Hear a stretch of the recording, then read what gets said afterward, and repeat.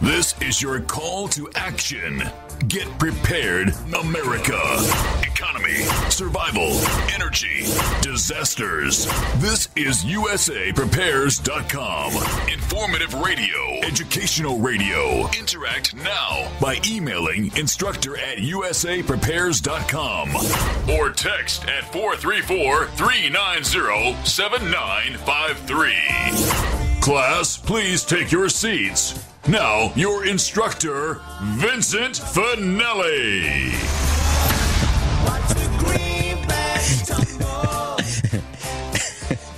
Everyone all set, cocked, locked, blissed? Dr. Shealy, are you blissed? Have you ever seen me when I'm not blissed? No, actually, I have not. No, I haven't. It's great to have you back, Dr. Shealy. Hey, we missed you last week. Were you out speaking? Yes, I was in Santa Fe. I did a 2-day workshop on certification in the use of the bliss oils, and then I was at the keynote opening of a program for the rest of the weekend. So it was fun. So you're saying Santa Fe, New Mexico? You bet. There's a restaurant out there on top of a mountain. I can't remember the name of the Pinnacle Peak. Have you heard of that? No, didn't get there. Okay. Well, what they do is when you walk in there, they have a tie collection, men's ties, and what they do is they come up to you and they welcome you, and the waitress will have a pair of scissors in her apron, and she will look at, she'll grab the end of your tie very gently and say, "That's a really nice tie," and then they cut it off. I have been to a restaurant like that. I think it was in Arizona. Yeah. Well, that's what they cut it right off. And anyway, yeah. So you were speaking about bliss oils? I was speaking about all 5 bliss oils and how to use them to people who are going to use it in their practice. Okay. Can you share some of the highlights that we might want to know about? Because I literally have 3 bottles of Bliss right here in the studio, right next to my keyboard. Well, of course, each of the oils has different benefits. The Air Bliss, which is the one that I introduced to you a couple of years ago, it is particularly good for depression and anxiety. It's great for post-traumatic stress disorder, any kind of emotional disorder. The Fire Bliss. Dr. You don't have to have an emotional disorder. You don't have to have an emotional disorder to benefit from it. You can just be happy.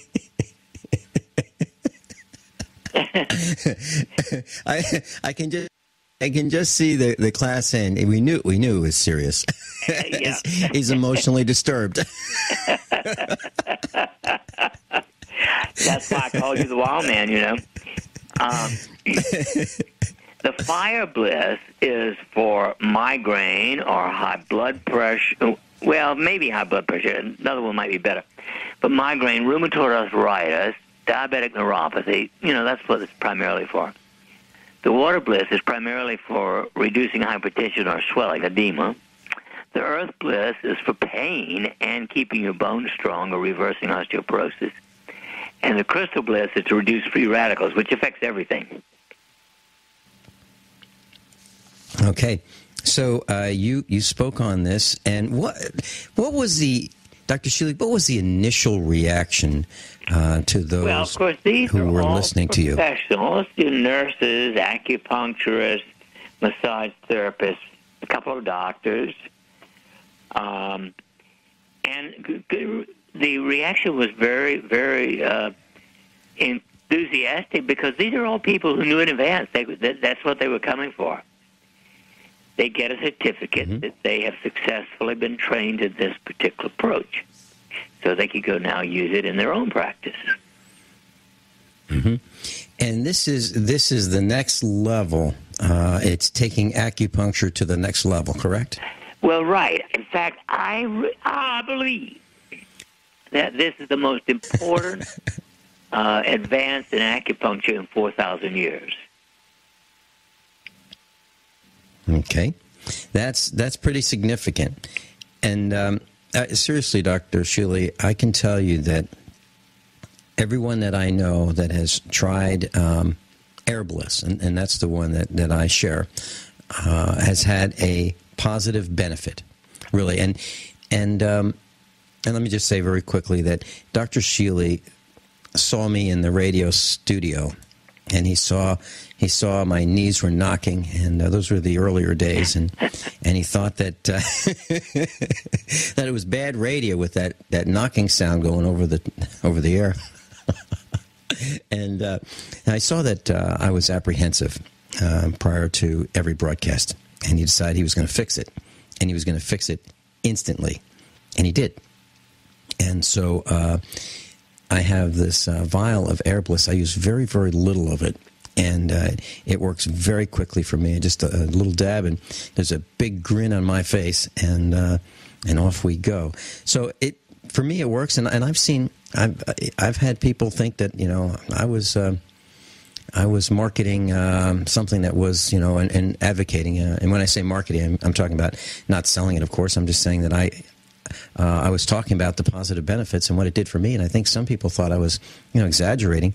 So we've tried it at the meetups, and there was a girl with ADHD, a young very early elementary school child who had ADHD, and the teachers didn't know what to do with her, or parents didn't know what to do with her, or grandparents didn't know what to do with her, and it looked like she was going to be put on drugs in order to get her to calm down. And so I invited them to the meetup, and I said, well, just try some of mine. Just see if it works, before you buy it, just try it. And so she tried it, and the grandparents and the mother just couldn't believe how she calmed down. I mean, within, 20 seconds, 10 seconds, a minute, they were absolutely shocked. And there was a guy at our meetup who's a very serious person. He's been on television. He's been on Doomsday Preppers. He's an engineer. He's a really great guy. And he was a little skeptical. And I said, well, let's try it. Alan, let's try it. And so he was in the middle of the meetup. There were a lot of people around us, maybe 100, maybe 120. And I said, and he had a very serious look on his face. And I said, now that you put it on, whatever you do, do not smile. And he couldn't stop smiling. It was as simple as that. And so I think everybody that I've met believes it absolutely works. So there you have it, Dr. Shealy. So I'm glad that you're back in town. I'm glad that you're here with us. And I wanted to share something with you. I have noticed that people seem to be more lethargic than ever. I mean, absolutely lethargic. They can't get any energy together to do very much at all. And I don't know what's causing it. Is that something that is just maybe a figment of my imagination, or are you seeing that people are more lazy, more lethargic than they've ever been also? Well, I don't particularly notice that. What I have noticed, especially in the last 3 months, is what I call chaos. It seems to me that the energy, and I don't know whether it's people or the cosmos or the sun, but it's sort of like you're under psychic attack. The feeling of some kind of energy that is very annoying. Now, maybe some people, instead of feeling it, are withdrawing from it. But I think the whole atmosphere on the face of the earth is much more irritated than I can remember. Well, okay, you're using different words, but I think okay. It's the period is the same. It's the 3 months that I'm thinking of also. Plus or minus just a little bit. Something has radically changed, and what I've noticed when I go out in the sun, I can't take being in the sun as long as I used to be able to, and it's dramatic. It's not like, gee, the sun, the just being outside in the bright sunlight. I can't say that it's like 5% different or 10% different. It's like 100% different. It's the reaction that I have to the sun now is really, really strong, and I want to get out of the sun, and that's not like me.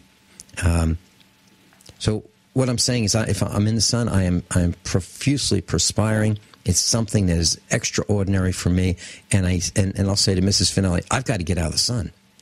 and I've only been in there for out there for maybe 5 minutes, and I'll say, I've got to get out of the sun. It's drilling right through me. Interesting. More than ever. And, of course, I like to go out and just work in my garden, and the longer the better. But then I just love heat. Well, if it's overcast, I'm fine. But if it's bright, direct sunlight, I can't take it. And I'm not light skinned. I mean, I have I've got Italian heritage, so I'm like more tan than some people. Vince, to me, your skin color is normal, Caucasian. No, it is. But what I'm saying is, you have a little bit of color. Mrs. The Italian patina, if you will. Mm-hmm. But I think that each of us is going to show sensitivities in our own weakest spots, and that can vary all over the place for individuals.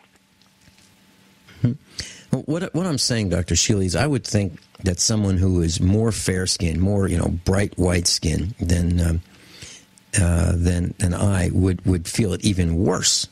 Yeah, that's the point I'm getting. And I think that's probably true. That the lighter the skin, the more the sun gets through, so to speak. In fact, I have a grandson, only 15, who's very, very fair, and I've put on astaxanthin to strengthen his skin so he can be out all day. And that is a good thing for people who burn easily in the sun. astaxanthin can help strengthen the skin and prevent it from burning. Astaxanthin. Yep. Mrs. Finelli takes that every day, and our children take it, and it absolutely works. And I take it. Dr. Shealy, when the American diet has been quite an experiment, and I remember back in the 1950s, hot dogs seemed to be the thing. The 50s and the 1960s, having a barbecue with charcoal briquettes and hamburgers and hot dogs, and I remember some people visiting the family from Europe, and they did not eat hot dogs in Europe when we were eating hot dogs. And they considered it substandard, because it was pieces all smashed together, put in a tube, and put on a bun. They didn't eat that. They ate the actual piece of meat, the steak or the chop or whatever it was. But they did not eat extruded food that we call hot dogs.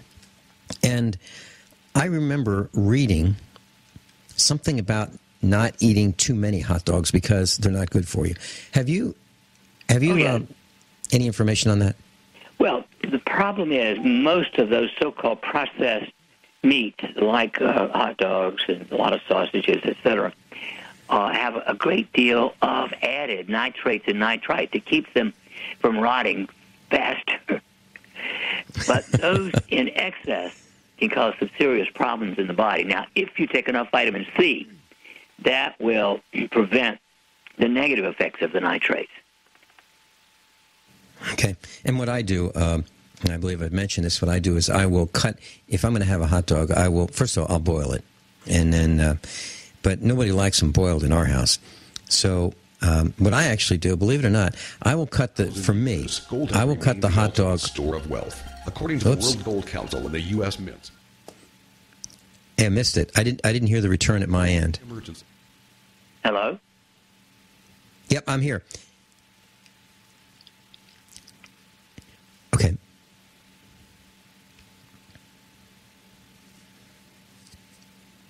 Okay, so are we off the air or are we on the air? Okay, we're still on the air. Okay, Dr. Shealy, hey, they say the best radio is between the breaks, so... hey, Shayne, will we be going to a commercial? Because I think I'm looking at the atomic clock, and did we blow right through the commercial, or did we have a commercial?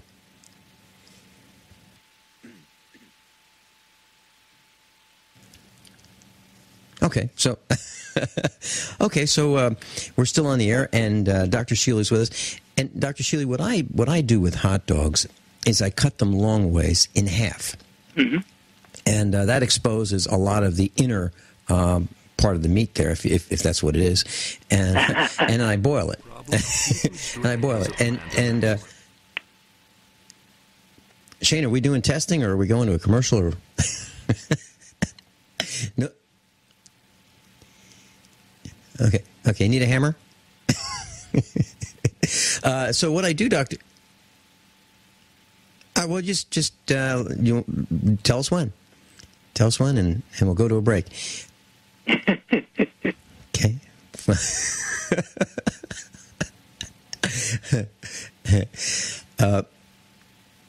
I guess we're not going to a break yet. Well, anyway, what I do is I cut the hot dog in half, and it seems to dissolve a lot of the salt. Silver. Don't. It's really interesting. Years ago, if this had happened, I'd probably be really nervous. And the Bliss, seems to have fixed that completely. Meaning the little hiccups that we're having right now here on the broadcast.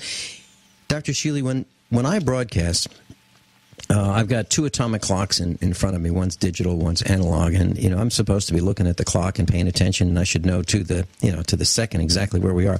But I don't do that. I mean, I kind of look at the clock, once in a while, and I fly by the audio rather than by the second hand of the clock. So I just want to share that with our class. So what I do is I boil the hot dogs, and I dissolve the nitrates and the nitrates in the water, and I throw out the water. Actually, I boil them twice with about a quart of water, and it works great for me. So that's how I handle the hot dogs, and that's because I learned years ago that Europeans don't seem to like hot dogs as much because they want the real thing, not the pieces put together in a tube. Dr. Shealy, one of the things that Americans seem to be concerned about is calories. Are calories important, or is there another measure of what we're eating that we should be even more concerned about? Well, actually, calories are important, of course, because unless you've got an unusual metabolism or metabolic rate, if you eat more calories than you burn in 24 hours, you gain weight. And, of course, 2/3 of Americans are now overweight. So that suggests that at least 2/3 of people eating more calories than are good. But then, of course, there are other things like the quality of the food. And 80% of all the food sold in this country is unabashed junk. And that includes every fast food restaurant. Everything sold there I would not eat personally because it's loaded with monosodium glutamate, among other toxins. And so you go into grocery stores, and you may find modified this, that, and the other, artificial this, that, and the other, hydrogenated this, that, and the other, monosodium glutamate, et cetera, et cetera. And so 60% of the food at the grocery store is junk. And when you eat junk food, you therefore are missing essential nutrients. The very interesting study just came out about a week ago. A group at the University of Texas decided that maybe part of the problem in some people with hypertension was just lack of normal nutrients. And they gave them 6,000 milligrams of taurine, an amino acid, which you get only from quality meat or clams, interestingly. And they gave them 1,000 milligrams of vitamin C and a good 100 milligrams of B complex. And lo and behold, that lowered blood pressure far better than drugs. And interestingly, we've talked about Nitro Extreme a number of times, and to me, it's one of the best substitute for junk food that I know, or alternatives to junk food.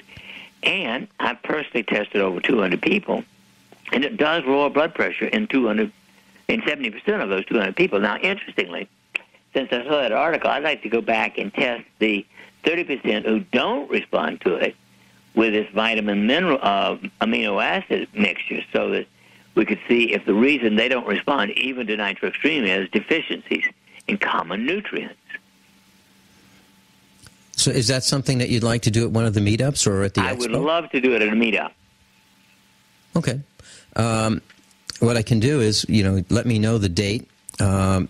What you'll need to do is, announce that you're going to be doing it on your show in the afternoon on right.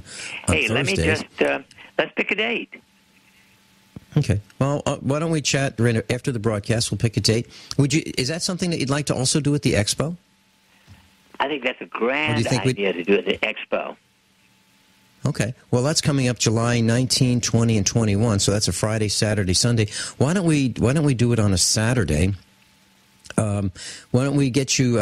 We'll have you in a booth, and you can do that experiment. Now, obviously, these are natural supplements, so it's not like you're prescribing, a pharmacomafia substance. This is all right. natural, and it's safe. That's the important thing. Is it's safe. Okay, can we take a minute or two and talk about exactly what you'd like to do so that those listening who are coming to the expo will know what this is all about? Great idea. Okay. So let's talk about it. What do you propose doing?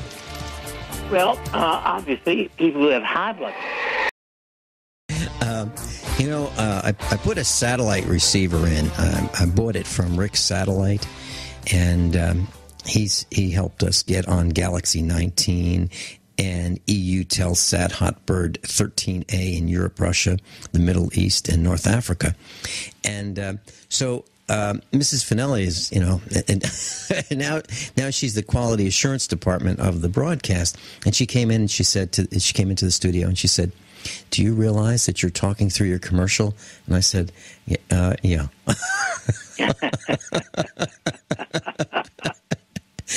So, yeah, I did. After I did it, yep. So, anyway, I didn't have enough return. And in class, here's how this works. Dr. Shealy is at his farm in Missouri, and he's calling into Minnesota at Genesis. And I am in my studio in Missouri, maybe about 70 miles away from Dr. Shealy. And I have a high-speed digital line with a bunch of computers that tell me what's going on. But because I'm not a broadcaster, because I haven't been trained in how to do this, I fly by the audio. So I listen to the audio cues. I hear the intro, the outro, the returns, and all that. And that kind of tells me when I should start talking, when I should end the segment, those kinds of things. So that's how I do it. And that's because I'm not a professional at this. And I should be having one eye on the clock and one eye on the 4 monitor. So I don't do that. So so that's why you hear the kind of things that you hear from my side of the microphone. So Dr. Shealy, at the Get Prepared Expo, which is in Lebanon, Missouri, July 19th, which is a Friday, coming up very soon, Saturday the 20th and Sunday the 21st. At the Cowan Civic Center, COWAN Civic Center. You'll be there, and you're going to be presenting a couple seminars on health and nutrition and those kinds of things. But you wanted to do a study with some people who are interested in getting their high blood pressure down. And let's talk about that study, because this is just developing as we do this broadcast. So what will we be doing at this study? Well, we will check people's blood pressure, and if they have a blood pressure above 140/90, I will give them Nitro Extreme and recheck their blood pressure a half hour later. If it did not come down significantly, then I will offer them the vitamins and amino acids that we mentioned earlier that have been shown also to help reduce blood pressure. Because I have a feeling that some people who are very, very deficient in taurine and vitamin C and B complex, etc., might really benefit a lot better from Nitro Extreme if they also get their nutrients replaced. And so if they agree to come back to see me in 30 days, because the vitamins and minerals will take about 30 days to work, then I will give them those and we'll recheck them in. And then I will know whether it is a deficiency in essential nutrients that is causing high blood pressure, especially in those who do not respond to Nitro Extreme. Yeah, and I remember at one of the meetups there was senior citizen who came in, and her blood pressure was about 214 over, it was pretty high, Dr. Shealy. 120 or so, yeah. Yeah, it was really high. And she had a choice of going to the emergency room at the hospital down the street, or coming to the meetup and having you advise her and tell her what's going on. And she took the Kyani Nitro Extreme. I think you gave her a double dose, 30 drops, and you brought her down to maybe 150 or so. And then by 2 days after that, you had her down to normal blood pressure. Yep. And I'm delighted. I mean, that's like that's a wonderful story. So if Class V1, if you're interested in Kyani Nitro Extreme, just go to the website usaprepares.com, and you'll see Kyani button there. You can click it, and it'll take you right where you need to go. It's at usaprepares.com. Well, I'm delighted about that. So I'm going to modify the schedule and seminar topics, and I'll put that down that you'll be doing that test. That's really neat. Dr. Shealy, I'm looking at some of the notes and questions I have about one other thing. If you'd like to call in and talk to Dr. Shealy, 866-582-9933, 866-582-9933, 866-582-9933, and we'll be delighted to take your calls. I'm looking at some of these questions, and one of the questions that I'd love to know the answer to, and I'm sure many of our class would, eating before bedtime. Now, the reason I'm asking this is sometimes we get hungry before bedtime, and our bodies are saying, have that snack. Now, we know there's not good to have potato chips and soda and that, but sometimes our body says we're hungry. But then I've heard and I've read that eating before bedtime is absolutely a no-no because your body needs to rebuild, and if you feed it, it's working on digesting the food rather than rebuilding. Is that true, or what are your thoughts on that, Dr. Shealy? Well, there's no question that eating a significant amount of food at bedtime does interfere tremendously with sleep itself.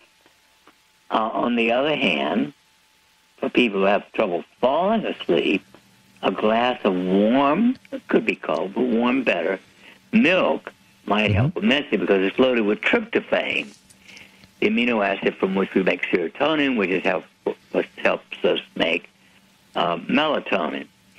The foods that really help sleep are peanut butter, turkey, bananas, and milk. But I wouldn't eat a lot of them.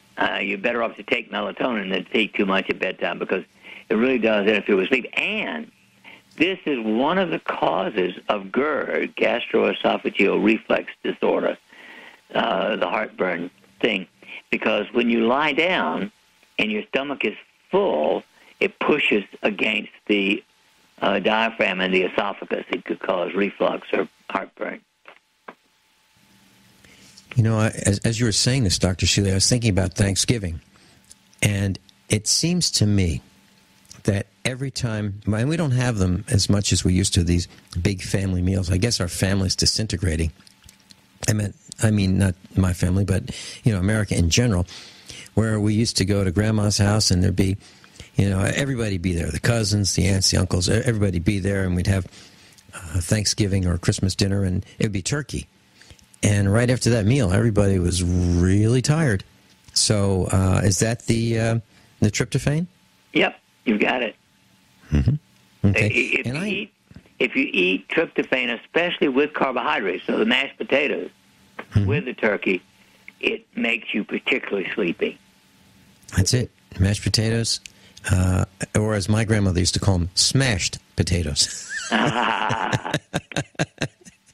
Yeah, smashed potatoes and turkey and milk for children. Yeah, I mean, it was like a triple, the trifecta of tryptophan. Okay, so now we know that we should not eat a large meal before going to bed. But is it okay to have a banana? Oh yeah, bananas are one of the best foods of all kinds of reasons. But they are one of the few fruits that has some tryptophan or serotonin precursor in it.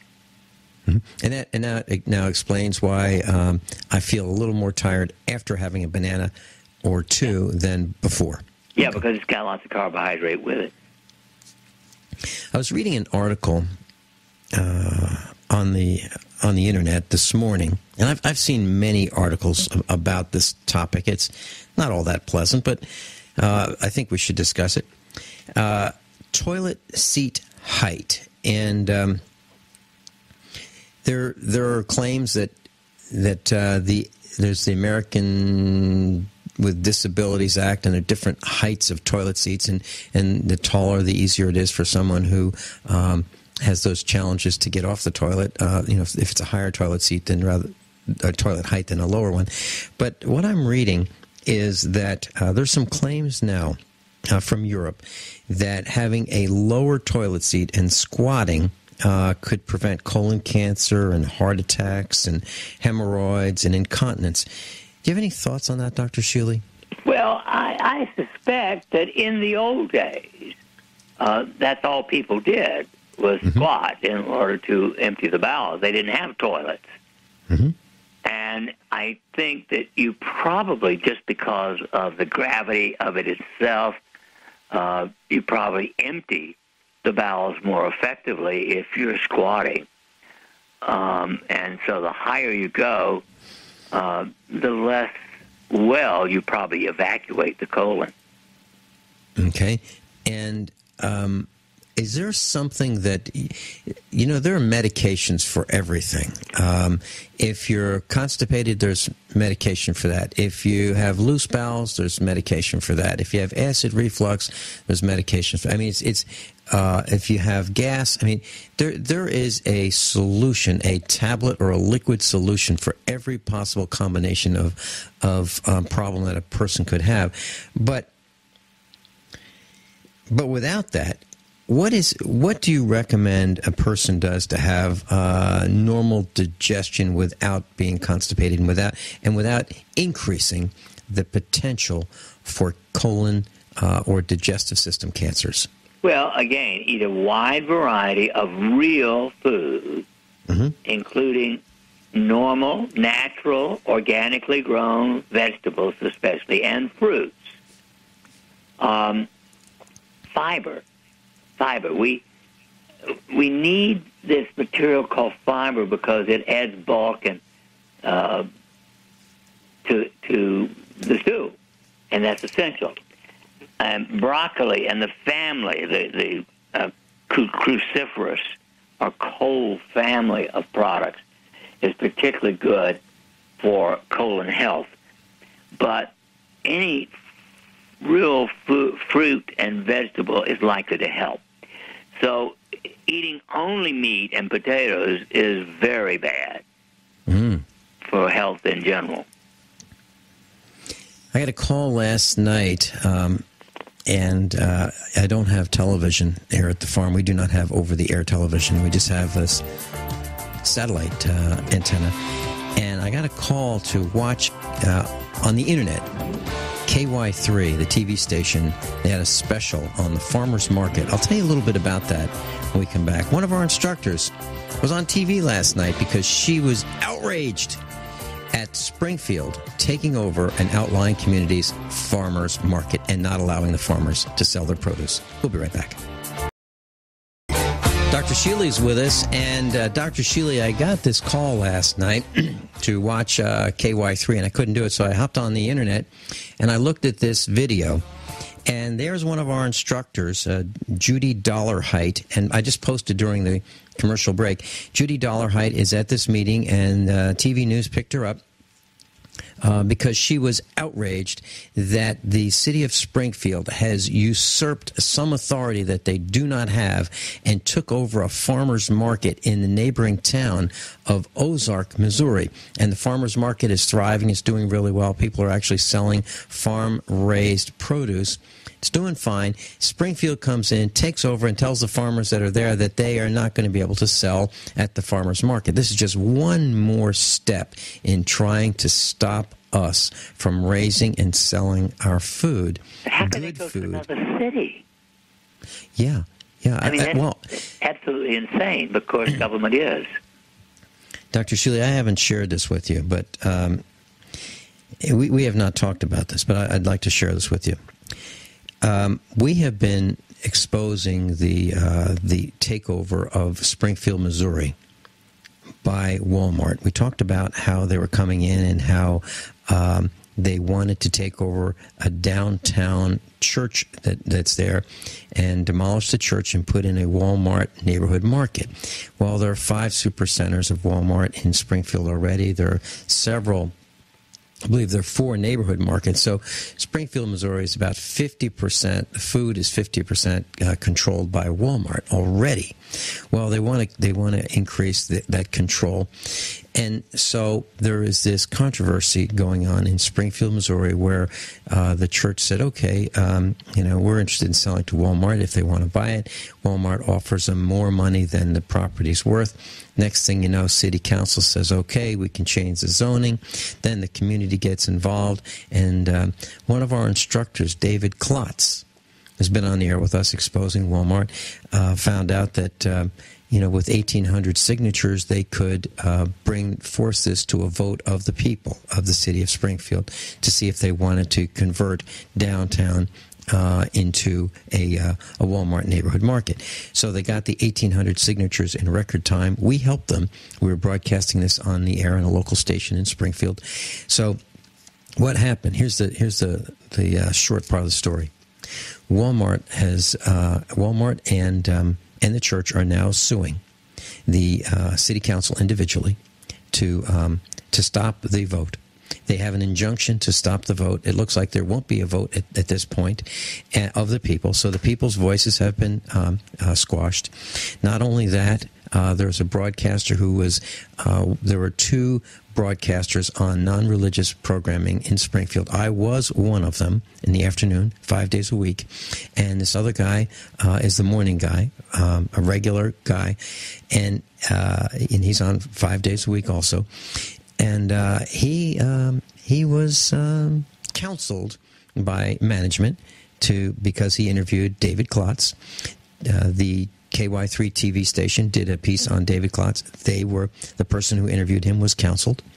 And Color 10, another television station, was counseled because they interviewed David Klotz.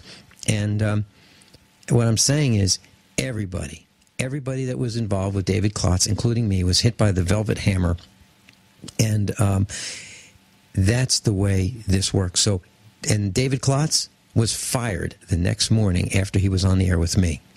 He's fired the next morning for exposing, for his views, his passion, his energy about telling people about what Walmart is all about, because he's a 20-year veteran, 20-year employee of Walmart. He saw it from the inside. He saw Hillary Clinton there. He met Sam Walton there at corporate headquarters. I mean, he wasn't just some guy that was a part-timer. He was an insider at Walmart. He was outraged at what they were doing to take over America by Walmart, and he got fired from his company because his company buys the old Walmart stores that they outgrow, and they turn them into a farm supply. I want to share that with you. It is an interesting monopoly game that goes on, isn't it? And I say that because I think American money is monopoly money right now. Yeah. Dr. Shealy's with us. I'm Vin Finelli. This is USAPrepares.com. We're going to talk more about medicine, and I'd like to talk about brain damage for children on the playgrounds and playing sports in school. 1/5 are having brain damage. We'll talk about that when we come back on the other side of the top of the hour news and break. We'll be right back. All set? Cocked? Locked. This is hour number 2 of USAPrepares.com. And if you'd like to see USAPrepares.com instructor Judy Dollarheight outraged, just go to the website USAPrepares.com. And there's a post there, battle over the farmer's market in Ozark, and there's a little video there. It's a couple minutes long, and you'll see her. She's in yellow. She's outraged, and she is one of the few who speaks up against the overbearing, the overreach, the illegal activities that the U.S. governments, the local, state, and federal governments, the overbearing that they exhibit toward us. And she speaks up. she's been sued by the USDA for $6 million. She's an author going down the $6 million or the multi-million-dollar rabbit hole. Yeah, I mean, they came after her and her husband, John Dollarhite. They are true American patriots, and they don't take it. And fortunately for us, they are willing to stand up for our rights. That's Judy Dollarhite, and she's going to be giving a seminar at the Get Prepared Expo, and Dr. Shealy is. And we talked last hour, Dr. Shealy is going to be doing a study, a high blood pressure study, and he is going to reduce high blood pressure with Kyani Nitro Extreme. For those of you who are interested, it's a food supplement. I take it. I have it right here in the studio with me. It's always in the studio, and it really works for me. And if you'd like to see if this supplement works for you, you can certainly be our guest at the Get Prepared Expo and try it. By the way, the tickets for the expo, 3-day pass. 3-day pass, 3 days of seminars, $18. It's $10 per day at the door. The big days are Saturday and Sunday. We're going to have 2 banquet meals, 2 freeze-dry guy banquet meals. They're $8 per meal, larger portions than the last time. And what's going to happen on Friday, that's the setup day. That's the day the exhibitors and the instructors arrive and they set up for the event. And at 4 o'clock, we go into our first seminars. Then at 5 o'clock, that will be our second seminars. We'll have a couple seminars running at that time simultaneously. 6 o'clock, we have dinner. And and that's when you get a chance to meet your instructors. So that's the first opportunity where you're going to put a face to the voice. Those of us that you hear on the radio, you can actually see how funny looking some of us are. I'm speaking about me. And so that's Friday night, and we're going to have a sale. If you are interested in participating in the lowest prices of the expo, there's a sale, 1-hour sale on Friday evening. Then on Saturday, the expo starts up again, which is exhibits and seminars. And then Saturday night, we have another banquet dinner. And banquet dinners are limited to about 300 of us. And you'll get a chance to see each one of us come up to the microphone and introduce ourselves.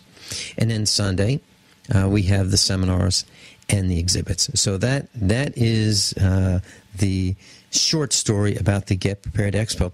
And Dr. Shealy, we're going to do something that you might want to have a role in. One of the things that we noticed that radio has changed over the years. And it used to be that we'd have investigative journalism, we would have investigative radio, and the broadcasters would actually go out on the street and do their own stories. And that's something that I do. And you do your own research, and you tell the stories about your research on your radio broadcast, and you talk about it here with us. Well, there are some of us who have had it with radio and the takeover of radio and the sanitization of the message, so that, like I said before, KY3 and the other stations beat up the reporters talking about Walmart. Well, we've had it, and we've decided that we're going to do something about it, and that is we're going to work together, and we're going to teach a seminar on how to get into radio. If you want to be a broadcaster, some of the secrets that you can learn from us, those of us who have been hit with the velvet hammer and those of us who have been beaten up by the things, because of the things that we've said. We're going to teach how to do it and how to get less bruises while doing it. So Dr. Shealy, Sam Bushman will be there. Joyce Riley's going to be there. I will be there. Michael Evans is going to be there. And if you'd like to participate in this little roundtable that we're going to have at the expo, because you've been on the radio over 2.2 decades. 23 now. 2.3 decades. So I'm sure. Well, Dr. Shealy, have you experienced any coaching? Has anyone ever said, Dr. Shealy, please? No, I have not. I know that some physicians probably are not very happy with it, but I've never been attacked that I know of. Okay, I'm talking about at the corporate level of the front office. Has the front office or the back? I've always been very well received there. Mm-hmm. Okay, I'm just wondering, because you've been on so long, I would think that you're so frank in what you say. You're not afraid of talking about the poisons that are in our food and so forth. That maybe some calls would go into the front office saying, "Geez, I really we're not selling as many." If they go there, I don't hear about it. Yeah. Okay, and they swear that they don't get any calls about me either, but anyway. Okay, so we're going to talk about that, and if you'd like to participate in that roundtable, you're certainly welcome, because we want to talk about how somebody can start into broadcasting and getting his or her message out. If they think that's a message that they're passionate about and they think they've got the stick-to-itiveness to stay with the broadcast, this isn't... you'd look foolish if a person wants to get in and do maybe 2 radio shows and then say, no, I can't do it. A person would look foolish doing that. So if they really have the stick-to-itiveness, the kind of thing that Dr. Shealy's talking about, the 2.3 decades of broadcasting or, being in it for a few years, then that would be a great seminar for a person to attend, because we'll talk about some of the secrets. So that's just a little bit about what we've got planned at the Get Prepared Expo. We've talked about real food, and that's a message that you keep coming back to, Dr. Shealy. You've got to eat real food, and it's as simple as this. If you put poor quality gasoline in your car, you know what's going to happen. You know it's not going to run right. So, and it's the same thing with us. Dr. Shealy, there's a post on the website. Physical education, 1/5 of those studied, young children in school, have some sort of a brain problem as a result of being banged up in sports and physical education. What are your thoughts on that? Well, of course, many sports carry risks. One of the riskiest of all is football. Yeah. Boxing, wrestling, and football are all, and skiing. Are among the more dangerous sports. Really, my father was a great football fan, never missed a home game, but he would not let me go out for football because he didn't want me to break my neck or hurt my brain. Yeah. And, of course, at the time, I probably sulked a little bit, but in retrospect, I'm extremely grateful that he did not let me go out for football. And when my kids came along, I also prohibited the boys from going out for football because it is such a dangerous sport for your neck and your brain. Now, obviously there are all kinds of other things that can happen, but I don't think that with young grade school children they should be doing any kind of activity that carries a known risk. But who am I? Well, I have to agree with you, Dr. Shealy, because I never let our children play football, and one of our sons wanted to get his motorcycle license, and I said, I don't have a problem with you riding a motorcycle on the farm. I have no problem at all. As a matter of fact, we bought him a used motorcycle when he was 4 years old. It was a little tiny Honda 50Z, maybe 8-inch wheels. I mean, it was really small, but it had a 3-speed transmission, and he learned how to ride a motorcycle at the age of 3. All of our children have ridden motorcycles and own motorcycles, and I think it's really good to understand that. But of course, they were taught how to do it properly, so they've all ridden all over the farm, hundreds and hundreds of miles, if not thousands of miles, on their dirt bikes and enduro type bikes, but. What I wouldn't let them do is get a motorcycle license to ride on the road, not so much because of what they might do. It's what an automobile might do to them. Because, you bet. I mean, I consider anybody riding a motorcycle out in public road to be crazy. Dr. Shealy, seriously, I don't know a single person other than our family, our children who have ridden motorcycles. I don't know a single one who has not fallen off that motorcycle and gotten hurt. Not one. Every single person who rides a motorcycle that I've met, has fallen and gotten seriously hurt at some level. Broken bones, really skinned up, road rash. I mean, seriously hurt. Not to the point of death per se. Some have, yes, but everyone has fallen off and gotten banged up at some level, some serious level, a lot of blood, that kind of thing. And it's clear to me, it's clear to me that is not something that I want to have our family involved in on the road. Because well, I'm with you all the way, Big Blue. Okay, all right, and also, the sports are so dangerous. If you look at some of the football players, the professionals, they're banged up. I mean, by the time they're 40, they're shot, absolutely shot, banged up, hardly can walk, beat up, broken. A lot of them, too many of them. It's rough. It's rough. I'm with you all the way. I mean, there are lots of safe sports. I don't know any reason why one should do bullfighting, for instance. Right. And to me, bullfighting is about as dangerous as riding a motorcycle on a public road. Mm-hmm. Yeah, I agree with you. Well, Dr. Shealy, when we come back, I'd like to talk about allergy shots.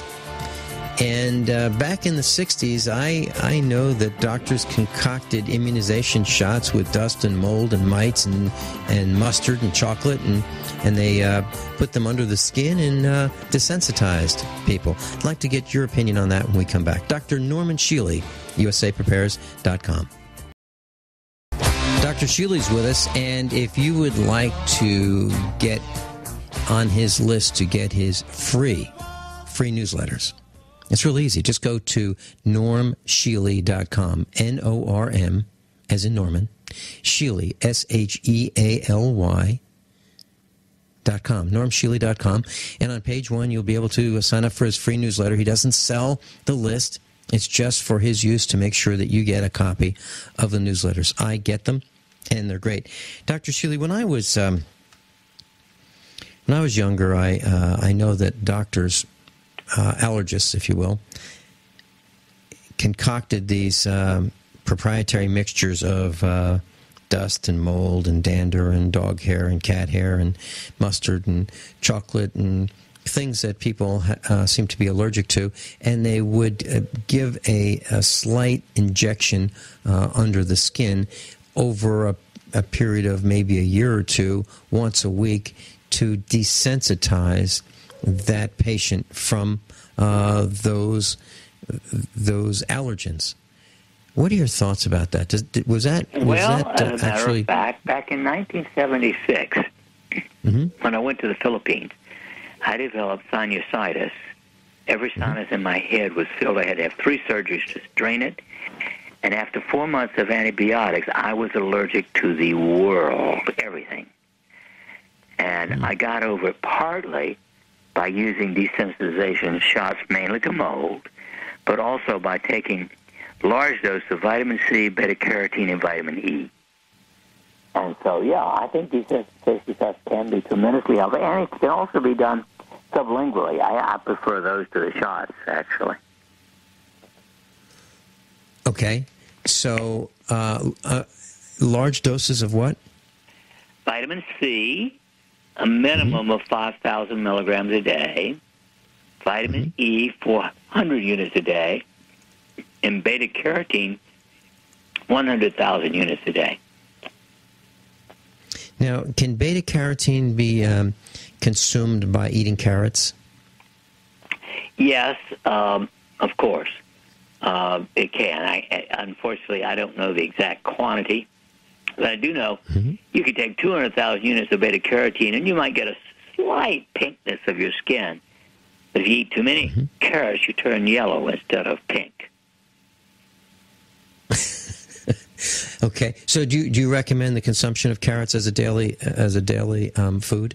Well, it's a great natural food loaded with all kinds of fiber and vitamins. Yes, it's a great food. When I remember watching television in the 1950s, and there was a commercial for Maggio carrots, Maggio carrots, and they had it's like good for your eyes, and you need to eat carrots, and they're good for you. They're good for you, and they are good for you. But we don't seem to eat as many carrots as we used to. It used to be, I don't know why, but It used to be something that was always around the house. You could always go into the refrigerator in our house, and there was a bag of carrots, and you take out the... Yeah, carrots and celery are among the best alkalinizing foods. You know, we need an alkaline body. Blood runs around at 7.4 pH, and if you're not alkaline, you're acid, and that's not good. So 1 carrot a day and 1 stick of celery a day can help tremendously in alkalinizing the body, all kinds of vitamins and minerals. Okay, that sounds like great advice. I love it. And how does that relate to salad dressing? Like I make salad dressing with extra virgin olive oil and a small amount of either wine vinegar or apple cider vinegar. Now, the vinegar is acidic. Am I doing the wrong thing? Well, no. Vinegar is acidic in the stomach, but interestingly, it leads to slight alkaline reaction in the body. Okay, so don't ask, don't that's tell. okay. Some of these things I don't understand. It's just the way they are. Okay, so, and that was something that concerned me for a long time, because I know that we need to keep ourselves alkaline to fend off cancer. But then I heard that, you know, the Italians like to eat salads. I mean, that's all there is to it. It's I don't know if it's an addiction or a genetic condition or what, but there's always been salads in our family, and it's kind of like every meal salad. So that was my question. So I can have vinegar with my extra virgin olive oil on salad. Dr. Norman Shealy, Vin Finelli, USAprepares.com. Fizzy drinks with carbonation. We're going to talk about that when we come back. Dr. Shealy's with us, and we're talking about health, survival, and general medical advice. Dr. Shealy, fizzy drinks, you know, drinks that have carbonation, caffeine. We have a post on the website, and this post talks about the levels of caffeine in these fizzy drinks, sodas, if you will, pop, if you will. The caffeine can reduce the potassium level. The high fructose corn syrup can cause diarrhea. It can cause an irregular heartbeat. And we are consuming record amounts of these fizzy drinks. What are your thoughts on that, Dr. Shealy? It is as much junk as any food I know. It is more junk than most things. All pop is, well, I can't even say what I think. It's awful. And it's called pop because it's loaded with phosphate of soda. And so you wind up with all kinds, with just unbelievable problems. As a matter of fact, Dr. Shealy, there's a post that we had on our website that talks about some of the chemical ingredients that, if they were introduced to foods in foreign countries that we might consider third world countries, that you would go to prison for years if you put them in a food product that you sold. Exactly. It would be considered poisoning the unsuspecting. It's a slow poison, of course. Yeah. I have a question for you. I said something pretty outrageous, and I think it got me in trouble. I talked about the fluoride poison, and I explained that in my religion, which happens to be Roman Catholic, that it is against my religion. And I've also said I'm not a good Catholic because I don't go to church on Sundays, and I haven't been in 8 years to a Catholic church, maybe even a little longer now. But I do all the rest of it. I do right. I just don't participate in the actual services.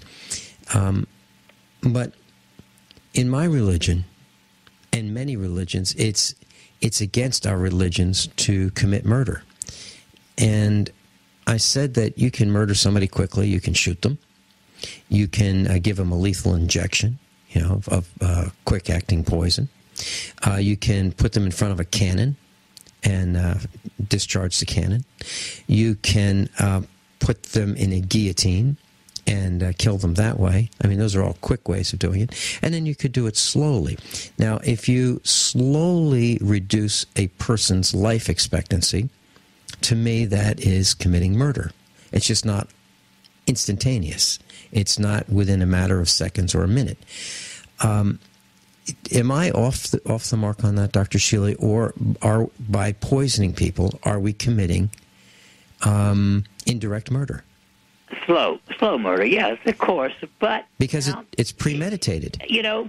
It's not premeditated because maybe the people doing it don't know. Now, if they know, if they have an IQ above 90 and are paying attention to what they're doing, they know. But I'm afraid that many people have an excess of greed, and let's face it, the problems with the world are virtually all the result of greed, one way or another. I have to agree with that. Individual greed. Yeah, it's pure greed.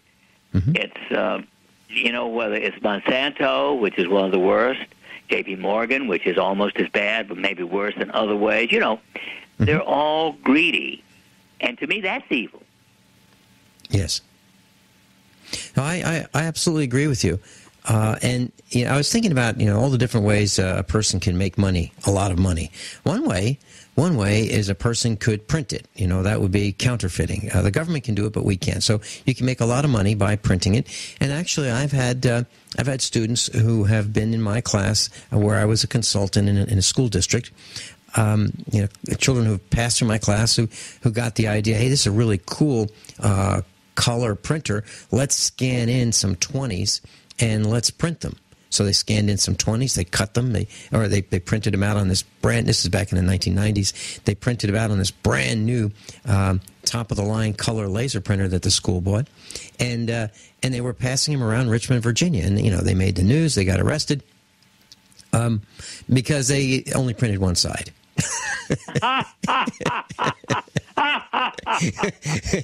Oh my! I'm serious. And it was obviously we didn't educate them very well because they only printed one side.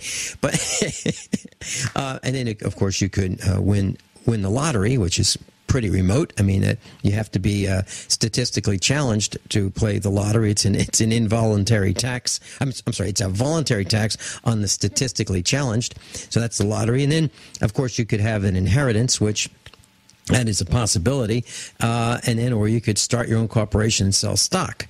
Those are the ways I know that you can make money quickly. But the thing that I've noticed. I've heard young people say, I just wish that person would die so I could get the money right now. Ooh. That's evil. I mean, come on. That is wishing murder. Yeah, I have a problem with that, Dr. Shealy. I really do. Not with what you said. I totally agree with you. So yeah, I know. That's an extreme example of individual greed. Well, the Ten Commandments really are the most common sense set of rules for living well. I mean, they really are. I mean, let's face it. No disagreement. I'm sorry? No disagreement at all. Concise. And anybody who disagrees with that, it's okay. But from my point of view, they are evil. Mm-hmm. If they argue against any one of those. So there.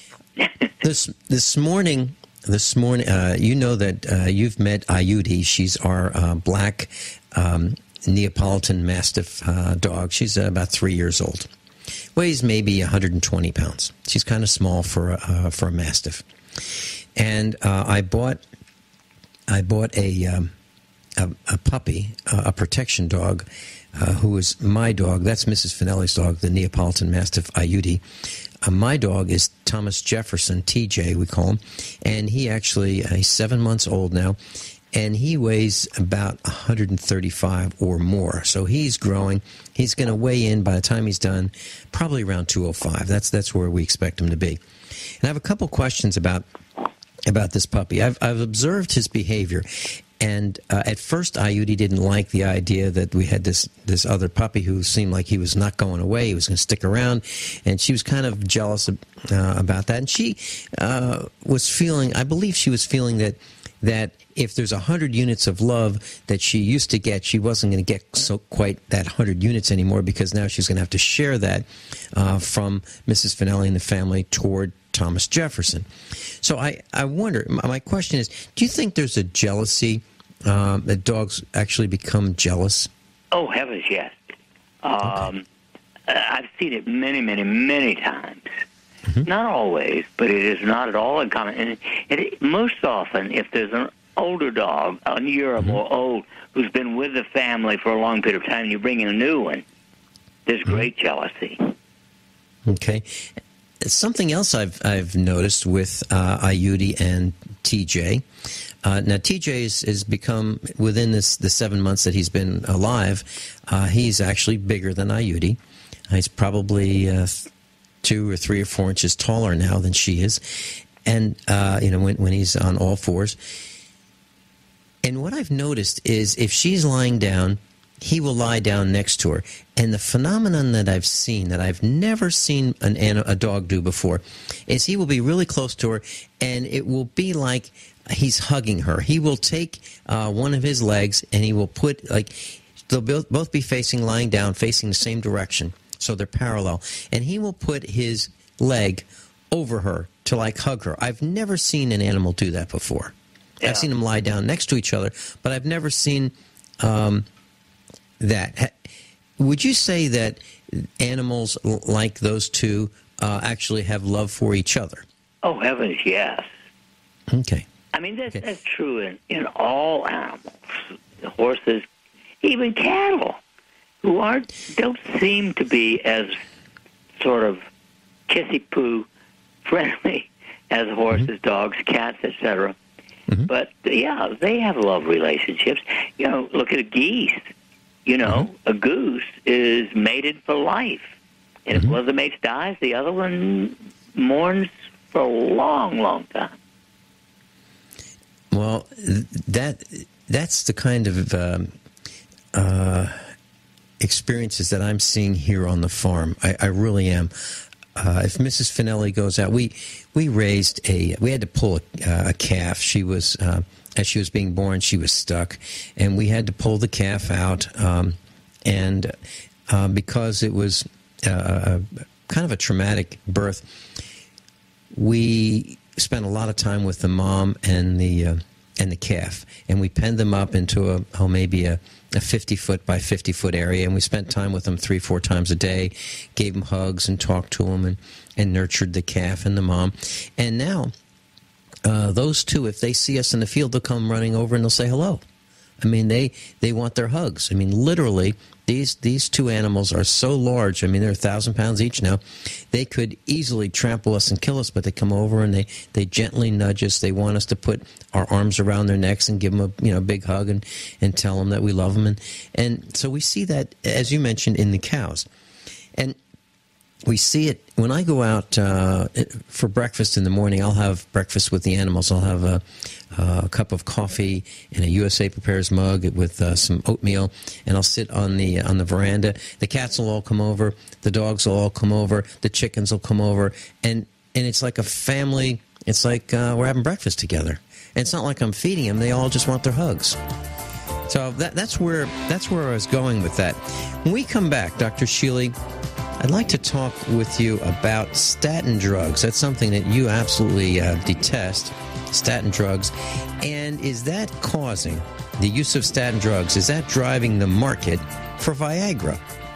Cause the problem, Viagra is the solution. Dr. Norman Shealy, I'm Vincent Finelli. We'll be right back.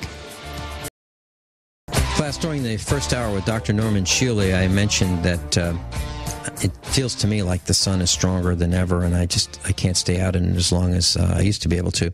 Just read a post on the internet. Temperatures may reach records in the West, 120 degrees. 120 degrees. Yep, this week. So temperatures may reach 120. I'm talking about in the western part of the United States.